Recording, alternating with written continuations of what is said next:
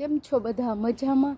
અમારે હે ને અત્યારે વરસાદ બંધ થયો ને તો હું બહાર નીકળી, કલાક થયા બંધ થઈ ગયો હે વરસાદ, પણ હું વાટ જોતી હતી કે વરસાદ હાવ બંધ થાય ને ઝીણો ઝીણો આવતો હતો, બંધ થાય ને પછી બહાર નીકળું.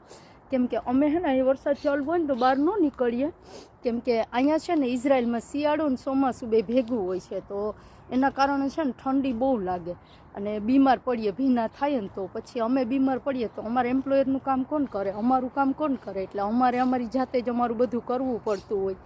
એટલે અમે લોકો અમારી તબિયત સાચવીએ, બહાર ન નીકળીએ, ભીના ન થાય. આપણે તો ઇન્ડિયામાં વરસાદ આવે, પહેલો વરસાદ તો બધા નાતા હોય ને બહાર ફરતા હોય ને ભીના થતા હોય, ત્યાં ઘરના હોય બધા, એટલે કંઈ વાંધો ન હોય. પણ અહીંયા અમે લોકો બહાર ન નીકળીએ. અને અત્યારે હે ને હું બહાર નીકળી તમને બતાવવા માટે કે અમારે અહીંયા કેટલો વરસાદ આવે.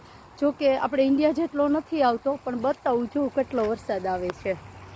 જો આ હે ને ધોરિયા, કલાકથી વરસાદ બંધ થયો, પણ જો આ પાણી આ બધું છે ને અહીંયા પાછળ કેનાલ છે, ત્યાં જશે. કેટલું પાણી ઉપરથી આવે.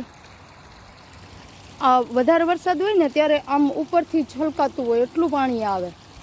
અત્યારે તો બંધ થઈ ગયો ને એટલે ઓછું છે, તો હું તમને બતાવવા આવી. હું અહીં જોવા આવતી જ હોય કેટલું પાણી આવ્યું. જો કબૂતર બેઠા વાડીમાં, ઈમાની. આ મારી ઈમાન વાડી છે. એટલે મેં કીધું હાલો તમને બતાવું કે કેટલું પાણી આવે. અમારે ધોરિયા વયા જતા હોય. જો ટ્રેન નીકળી,